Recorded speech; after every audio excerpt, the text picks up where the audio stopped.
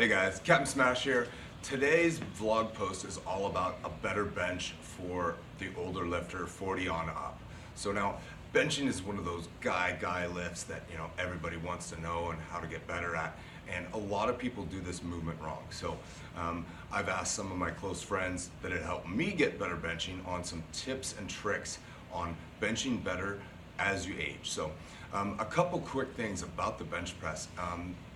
It's really all about the setup. You're all about trying to get more leverage. And granted, not everybody is going to be a power lifter, but some of these powerlifting techniques that help your overall leverages get better is going to help you become a better bencher and put you in a better position for success in overall benching patterns. So now the first consideration is setting up your rack height appropriately. When you want to get your barbell into the right position, you don't want to be too low or too high, because your ideal positioning is going to be that shoulder back position where you're almost gripping onto the bench. And what I like to tell people is push back into the bench versus pushing the bar away, because ideally you don't want the shoulder moving around too much. It's a very small and very mobile joint, and you don't want those tissues grinding in there. So you want to set up your bench height so that when you get in there, you can kind of just lever the bar off and pull it over. Okay?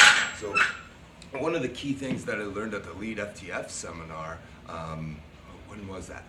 It was in Ohio. It was sometime in the fall, I think September or October timeframe. And so the big thing was, when you get those lats into position, okay, you're gonna want to grip onto the bench as tight as you can, and the position's gonna be uncomfortable. So like if you're comfortable on the bench and you're just flopping down there, you're in the wrong position, okay? You wanna make sure that your lats and rhomboids are engaged into the bench and you're pulling your scapula down into your pockets, okay? So that position overall is gonna be like a pulled back position and down, okay? That's gonna enable you to grip onto the bench tighter and have it be a more effective bench.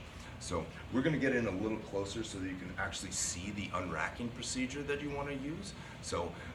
And we'll go through the overall process of setting up the upper back for a successful bench, okay? But right off the bat, a couple key points. Feet are always connected to the floor, okay? You don't want your feet up on the bench, because then you're unstable. Think of it like if I were to pick you up over my head, and how much control would you have? You're not gonna have any control with your feet up in the air. If you have one foot connected firmly to the ground and the other one raised up, you're not going to be connected to the ground enough. You're not going to be able to transfer force. So you want both feet firmly locked into the ground. You want your bum into the ground. You want a small arch in your lower back, or a big arch, depending on if you're a power lifter or whatnot, so you can increase leverage and press through the floor with your feet into your shoulders and out through your arms into that bench press. So, all right, let's move the camera around, and we're going to kind of go over the lockout position, and we'll go with it from there. All right, so now the first thing that you want to kind of set up is your hand grip position. Now, you can have various different grips.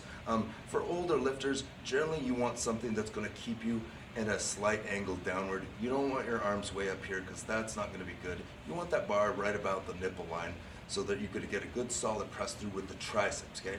So this is the main driver of the bench press, is the triceps. Everybody thinks it's your chest, but your chest is more like a stabilizer, and it helps assist in the motion, but your triceps are really the main driver of the lift. And your upper back is generally the weak point for most benchers. So like if your bench sucks, try addressing some of the other tissues that might be causing you problems. So that's just a quick piece of gold right there. All right, so we get our grip in, and you want to lock that grip in nice and tight, and then from there you want to pull your shoulder blades down and back, okay? You can see that I get kind of a big arch in my back, so because I have a more powerlifting stance, I want to bring my chest up as high as I can. That way, that bar doesn't have very much distance to travel, okay? And that's just to get more weight on the bar, but it also sets your shoulders up in a good position, because your shoulder blades are pulled back and down, and they're kind of arching back onto the bench. So get that grip set up, get that arch in there, and we want to rotate the elbows in and then drag the bar over to the chest, okay? So right over the nipple line, okay? From here, I'm in a good position that I can bench from, okay? So now, what you're not seeing here in the video is I've got my feet placed. Now, feet placement is very individual. You want enough room that you can physically push back into the shoulder blades as you're benching, okay? So I like a nice wide stance. Some people like a narrow stance. Basically, you just want a stance that you can kind of get a little bit of tension in through the hips, which we'll see in a minute. That way you can drive through effectively with the legs into your shoulders that have this nice arch. Okay? So we'll go ahead and do a couple reps and kind of set up. So we get our grip, pull our shoulder blades back and down, get that chest up, rotate those elbows in, drag the bar out over the chest. Okay? Now we're in a good position to bench. Okay? We bring the bar down to the chest, we drive through. Bring the bar down to the chest, drive through, okay? Now notice, I kind of get a little pop out of my legs, so I shift a little bit on the bench because I'm physically pushing back into my shoulder blades each rep. So I bring that bar down, a little pause, boom, okay, and then I drive back up. Now notice, my shoulders are not moving off the bench. They're locked in there, okay? My lats are contracted the full time. So if you're benching and your lats are loose, you're in the wrong position. You don't just lie down here and just kind of rep out. You want to be physically tight back there. So you're pulling back the bar back to you, and this is your shelf, this is your stability from which you push from, okay? So then you just extend the elbows as far as they go, and that's it, okay? This is what you don't want to do. This is what you see every average lifter do, is they press, and then they extend that shoulder, okay? See how that shoulder rotates off of the bench there? That's a bad position for that shoulder, because what you've just done is you've loosened up the lats and the upper back, and then all that force that was placed on the chest, the triceps, and the lats is now directly onto that shoulder joint, and you're grinding that shoulder joint into pieces, okay? So this is where a lot of benchers get into trouble, is they're throwing the bar up, okay? And those shoulders are taking a beating by being pulled forward too far. All right, so now, with the basic setup for the bench press covered, okay? Tight grip, shoulder blades back and down into the pockets, little arch in the low back, elbows in, drag the bar over, okay? Bring the bar down to the chest, push, push, okay? We'll shift down and kind of get you an angle that you can kind of see the full motion with the leg drive in there as well. All right, So now, you can kind of see where my feet placement is. I need to get my grip first before I can really adjust my feet, because overall it's an up-down tension. A lot of people start from the feet down. You can do either or, whichever feels more natural for you. But I know if I can't get my back set up, I can't set my feet up to drive in a good position. So I always start my mental checklist off with grip the bar, find the grip that I want, nice and tight, pull the upper back into position, and then from there you can see that I kind of adjust my feet to where I got good ground connectivity. I get my elbows rotated in, I got my arch, bring the bar over, get my good belly breath.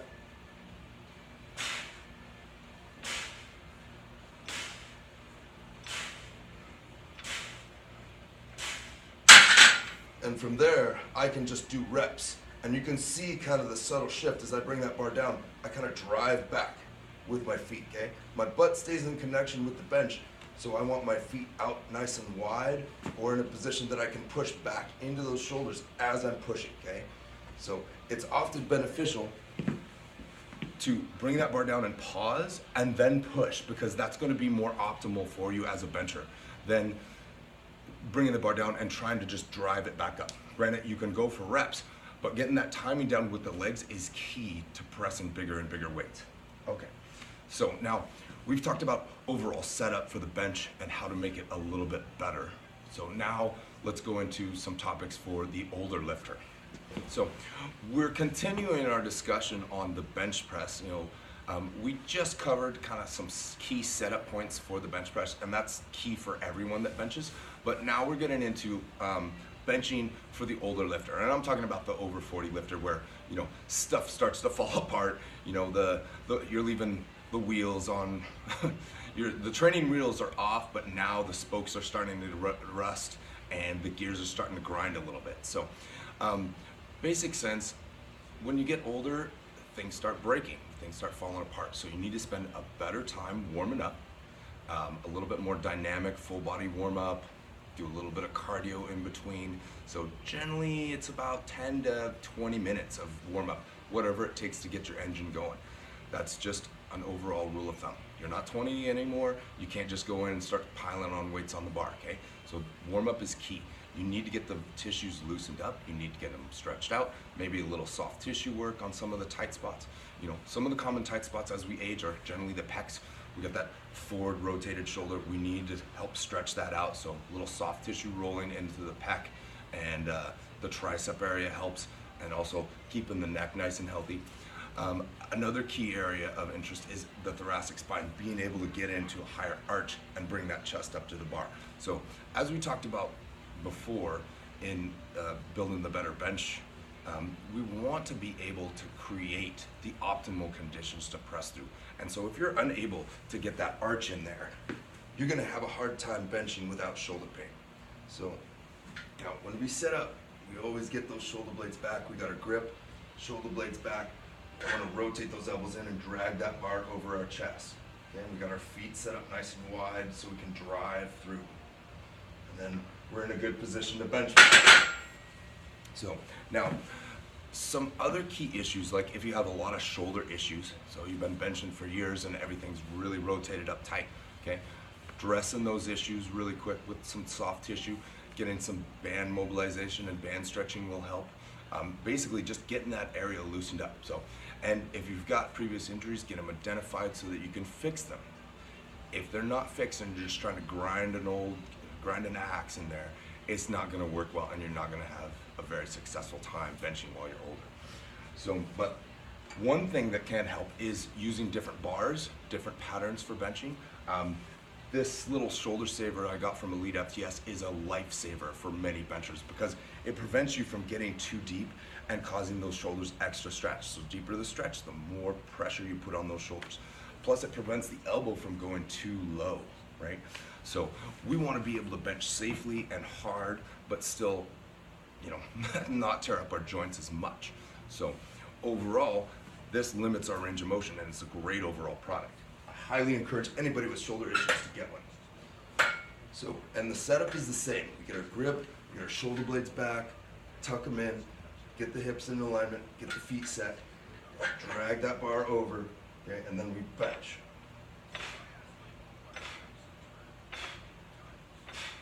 Now, as you can see, the pad limits my range of motion, so it keeps my elbows in a better position and I can only go so deep, and then that allows me to bench fairly heavy without compromising my shoulder joints. Some other tips that I like to give older benchers are take care of your frequency, your volume, and your loading parameters, okay? You might need to load the bar up a lot slower. You're not just gonna walk into the gym and throw on 405. It's just not gonna happen.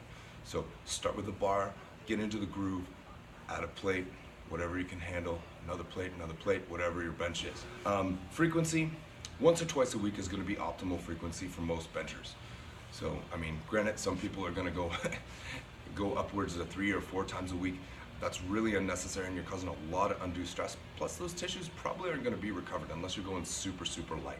So loading considerations for the older lifter, start low, build up. It just depends on where you're at. And often, what I'll do with my lifters is we'll do one heavy day and then one kind of dynamic or repetition day where, you know, the bar is lighter but we're doing more reps or we're doing more speed, okay? Depending on what their necessary needs are. So now the heavier day, you know, it depends really on your goals. Like, are you looking to bench 405, 500 pounds, or are you looking to just kind of overall general health? So some lifters' joints just can't handle the really heavy loading. So most of the time we generally don't go heavier than a 5 rep max on some older lifters with really bad shoulder problems. That's heavy enough to cause some good adaptation in terms of strength, but not heavy enough to cause a lot of serious damage. And we generally build up to a good heavy set of 5, and that's it for the day. And then we just work on reps and other accessory moves, mainly for the upper back to kind of help strengthen those upper back muscles to assist with the pressing motions. So now on volume and speed days, you know, speed days tend to be really hard on the joints. So I find some good advantages with doing reverse bands or doing chains. Light band work is okay, but you don't want to do too many sets and too much volume, especially if you're an inexperienced older lifter where you have a tendency to throw those shoulders forward. Don't want to do that. Don't tear up the joints, okay? Form first. If you're an inexperienced lifter, start with doing volume work and then build up to heavier stuff and build up to dynamic work if you even need it. All right, so that's a lot of information all in one time period. I'm sure we could talk for an hour on more bench press stuff, but those are just some quick ideas to kind of help out the older lifter have a more successful benching session. Key things: get your setup right. Okay, make sure your shoulder blades are back.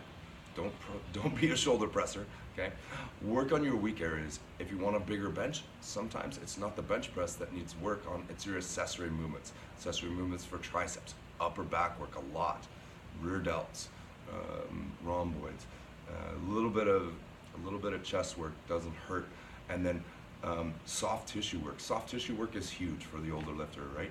So like if you're not warming up, start with a good warm up, and then mobilize those tissues, make them free to move, because if they're not mobilized, you're gonna have a tough time and you're gonna be grinding.